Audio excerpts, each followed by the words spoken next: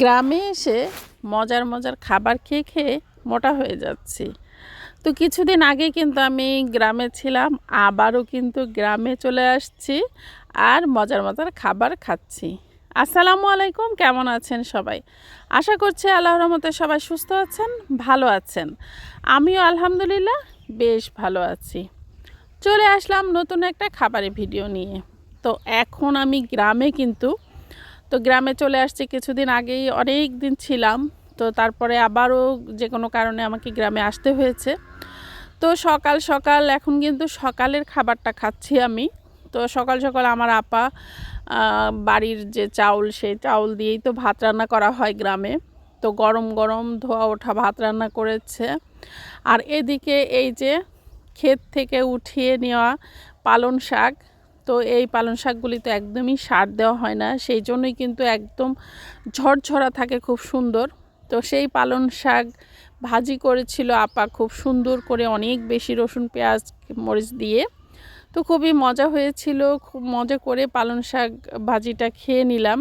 তো তারপরে খাচ্ছি এই যে এটা হচ্ছে এক ধরনের মাছ, এটাকে বাঁশপাতা মাছ বলে না কি বলে জানি না, আসলে আমি সঠিক নাম বলতে পারবো না। ছোট মাছ, যাই হোক। তো এই ছোট মাছটা আপা অনেক বেশি করে পেঁয়াজ কাঁচামরিচ আলু দিয়ে হাতে মেখে এই মাছটা চচ্চড়ি করেছিল। আর নিজেদের বাড়ির ক্ষেতের আর কি ধনিয়া পাতা দিয়েছে, তো যার জন্য কিন্তু খুব সুন্দর ঘ্রাণ আসতেছিল। তো তরকারিটা সেই মজা হয়েছিল, চচ্চড়িটা খুব মজা করে খেয়ে নিলাম চচ্চড়ি দিয়েও। তো যাই হোক, গ্রামে আসলেই তো এরকম মজার মজার খাবার আমি খাই, আর সব সময় কিন্তু মানে মোটা হয়ে যাচ্ছে এত মজার মজার খাবার খেয়ে।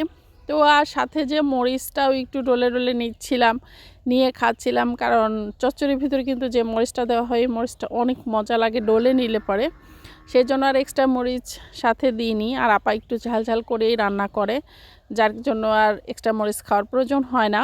তো খেয়ে নিচ্ছি।